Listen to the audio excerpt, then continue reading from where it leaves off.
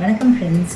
இன்றைக்கி நம்ம ஹோட்டல் சுவையில் வணக்கம் இட்லி சாம்பார் எப்படி செய்யலான்னு பார்ப்போங்க. இதுக்கு ஒரு ஸ்பெஷலான ஒரு பொடியும் அரைச்சி நம்ம செய்வோம். வாங்க இப்போ அந்த ரெசிபிக்குள்ளே போகலாம். முதல்ல பொடி தயார் பண்ணிப்போம். வெந்தயம் ஒரு 1/4 டீஸ்பூன் எடுத்துக்கலாங்க. தனியா ஒரு 1.5 டேபிள் ஸ்பூன், 1 டீஸ்பூன் முழு உளுத்தம்பருப்பு, கடலைப்பருப்பு 1 டீஸ்பூன், 2 வரமிளகாய் எடுத்துப்போங்க. இந்த பொருள்லாம் நம்ம வறுத்துட்டு சாம்பாரில் போட்டால் சூப்பராக அருமையாக இருக்குங்க. இப்போ அதை வறுத்துக்கலாம். அடுப்பில் ஒரு பேன் வச்சுட்டு கொஞ்சம் எண்ணெய் ஊற்றிட்டு முதல்ல வெந்தயம் போட்டுடலாங்க.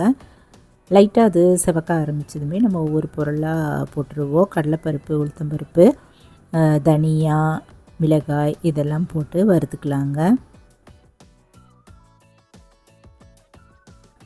கடைசியாக வந்து ஒரு 2 டீஸ்பூன் அளவு தேங்காய், துருவின தேங்காயும் போட்டால் அது ரொம்ப எக்ஸ்ட்ரா சுவையோடு அருமையாக இருக்கும். அதையும் இதில் சேர்த்துக்கலாம்.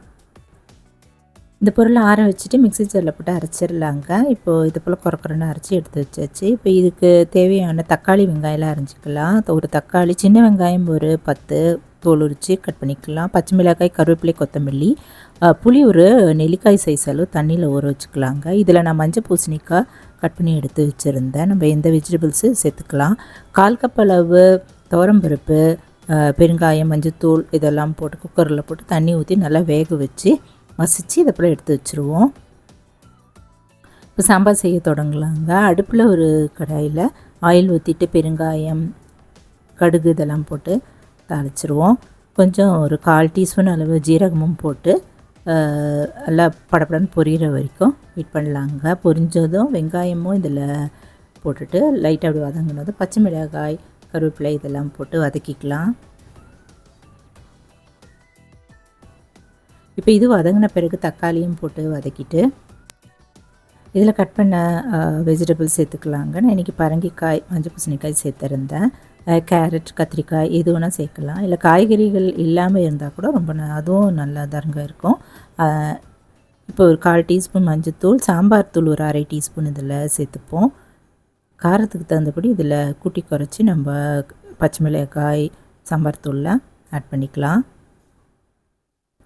இப்போ இந்த புளியை நம்ம கரைச்சிட்டு வடிகட்டி இதில் ஊற்றிடலாங்க. மேற்கொண்டு 1.5 டம்ளர் அளவு தண்ணி ஊற்றிட்டு இந்த சாம்பாருக்கு தேவையான உப்பு ஒரு 1.5 டீஸ்பூன் அளவு இதில் சேர்த்துட்டு கலந்துட்டு மூடி வச்சுருவோங்க. இந்த காய் எல்லாமே வேகட்டும்.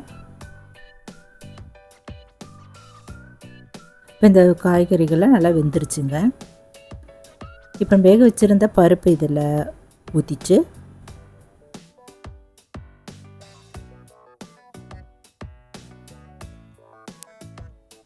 மேற்கொண்டு உப்பு தேவைப்பட்டதுன்னா போட்டுட்டு இப்போ நம்ம அரைச்சி வச்சுருந்த பொடியை இதில் சேர்த்துக்கலாங்க. ஆட் பண்ணிடலாம். 3-4 டீஸ்பூன் அளவு அரைச்சி வச்சுருந்த அந்த மசாலா பொடி இதில் சேர்த்துக்கலாங்க.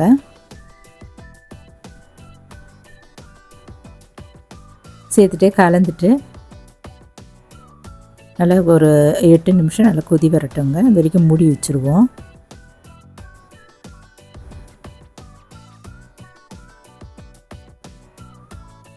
இப்போ நல்லா கொதிக்க ஆரம்பிச்சிருச்சு. நல்லா வாசனை அருமையாக இருக்குங்க. வீடே மணக்கும்.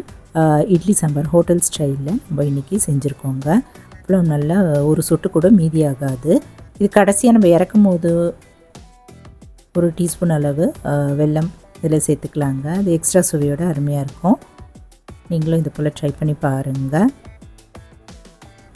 நல்லா இட்லி, தோசை எல்லாத்துக்குமே சூப்பரான இட்லி சாம்பார் தயாராகிடுச்சுங்க. ஹோட்டல் ஸ்டைல் சுவையுடன் ஹோட்டல் சுவையில் ரெடி ஆகிடுச்சு. மேலே கொத்தமல்லி தழைகள் தூவிட்டு இறக்கிடுவோம்.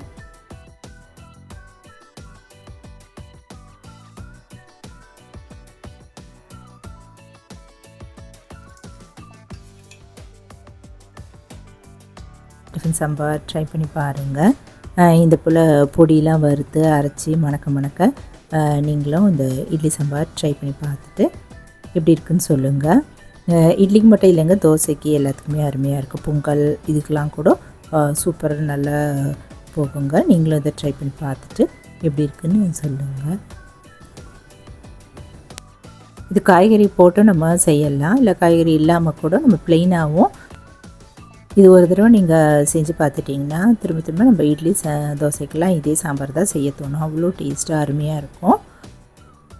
இது போல் டேஸ்டியான பல ரெசிபிகள்லாம் என்னோடய சேனலில் போட்டிருக்கேங்க.